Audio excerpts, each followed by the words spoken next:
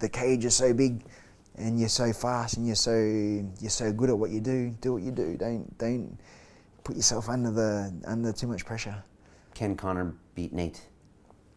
If he fights the perfect fight, for sure. It's a big ask because Nate's so good and Nate's so aggressive. But I think he fought the wrong fight trying to knock him out instead of playing the game. Yeah, you don't have to win by knockout every time. You just win. So it's like Muhammad Ali. Look at Muhammad Ali. You tag him 3 or 4 times and you get out and you move and you don't get hit. Hitting people is the easy part. Not getting hit's the hard part. So, and then if you look at Nate's face after the first, he had blood gushing down everywhere. But because he's so tough and so has that desire to win himself, it's hard. So you gotta Muhammad Ali, stick and move.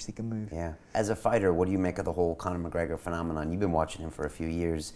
I remember when he was, fighting here in England and was getting the titles before he went to the UFC. When you see that, what do you see? Do you see marketing genius? Do you see fighting genius? Do you see a bit of both? Marketing genius, yes. And you can't not want to watch his fights. He's so good at selling the product. Like the first Aldo fight, I made sure there was nothing planned that day, and then when he was fighting Nate the first time, there was you had to tune in, and now for the rematch is going to blow figures off the charts. It's going to be such a massive event.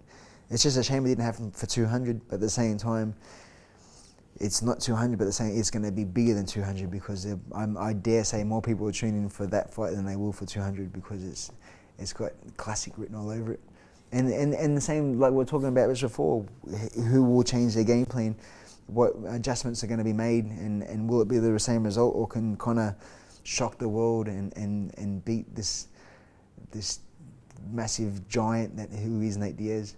Yeah, I think people forget how tall Nate is and long he is, and so good and so aggressive, and so good, and so resilient. It's funny because I even get caught up in the Conor hype wave, and I've been watching the DIAZ brothers for ages. I love Nick and Nick and Pride and all that stuff. I mean, I watched forever, and those boys just don't get knocked out. They just don't, and it's uncanny. So to think that they would all of a sudden, it's just that Nate took so many shots there, and again, Conor was really pushing it. And I remember watching that first round, and you kept seeing Conor kind of fall over after those punches, and it's just like he's just putting too much into those things. But at the same time, very hard to predict what was going to happen. It looked like he was going to win. It's like, oh my God, I think he's going to win this if he's going just by the first round alone. But this time, Nate's going to have a proper camp too. So you can imagine him with a 10-week prep, and because he's doing his triathlons and he's so tough. And the last one he was drinking and whatever else, and just rocked up and won.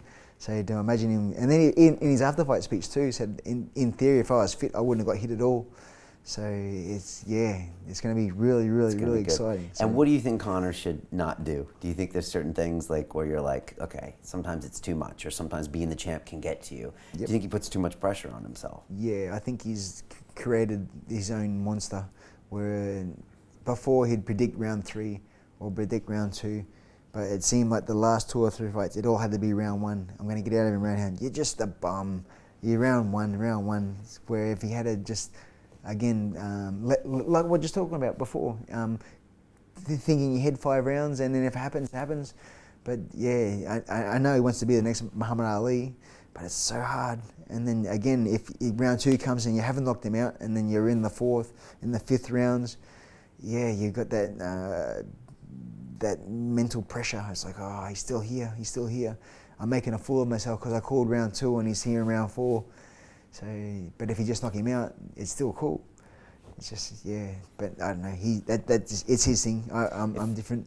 It feels like with Conor, he puts all of his money on not black, but black number 13, and then it wins, and then he leaves all the money on that one number again. And when I heard he was fighting Diaz, I was just like, what the hell is he doing? And I'm like, of course he's doing that. Like, that's what Conor does. He just doubles down on himself and just raises the stakes, like no other fighter would. Yes. Most fighters would just be like, okay, let's sit back, let's think about it, let's maybe go to 55. Yeah. But that's what Conor does, and I think that's why we have to watch him. You Yes. know, and it's just, yeah, we can't not watch. You know, when you have to watch, that means it's a pretty good fight. Right? Yes. When the rematch was done and they were talking about 155, and he said, no, I want to do it at 170 again, because if I do it at 155 and win, there's always going to be that question mark, oh, you couldn't beat at 170, so you have to do it at 150.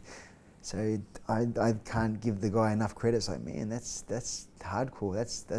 That's man points right there. Continue watching this fascinating conversation for free by clicking on the link below to visit our website, learn from the best minds in the world, and connect with a community of passionate people building the best versions of themselves. Just click on the link below, and I'll see you on the inside.